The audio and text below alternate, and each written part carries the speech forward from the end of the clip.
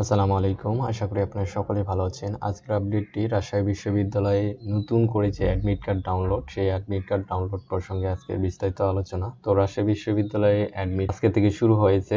এই admit card আপনারা download করতে পারবেন। তবে কত তারিখ পর্যন্ত করা যাবে এখন পর্যন্ত কিন্তু ওয়েবসাইটে সেটা আপডেট করা নাই। আগের ডেটটাই আছে। তবে 4 থেকে 5 দিন সময় থাকবে। তো এই 4 থেকে 5 দিনের মধ্যে অবশ্যই ডাউনলোড করে নিবে এবং সেটি 2 কপি প্রিন্ট করে নিতে হবে। এবং উল্লেখ্য এখানে বিষয় বলেছে ভবন ও কক্ষের তথ্য সহ বিস্তারিত ঠিকানাটা পরীক্ষার 3 দিন আগে তারা ওয়েবসাইটে প্রকাশ করবে। অর্থাৎ সিট প্ল্যান কোন বিল্ডিং এর কত নম্বর রুমে সেটি কিন্তু পরীক্ষার 3 দিন পূর্বে ডাউনলোড করা যাবে বা দেখা যাবে সেটি বলেছে।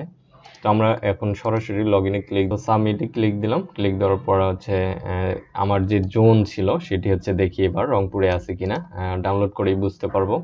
তো এখান থেকে ডাউনলোডে ক্লিক দিলাম, দেখি।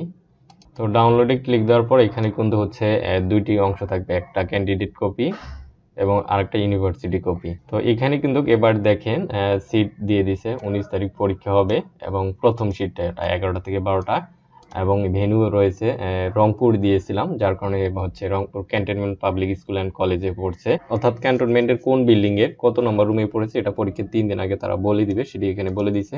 এবং প্রিন্ট করার পর এখানে আপনারা সাইন করে নেবেন, সিগনেচার অফ দ্য ক্যান্ডিডেট। এগুলা দুটি অংশেই সাইন করে নেবেন এবং 2 কপি কিন্তু এটি ডাউনলোড করে নিতে হবে।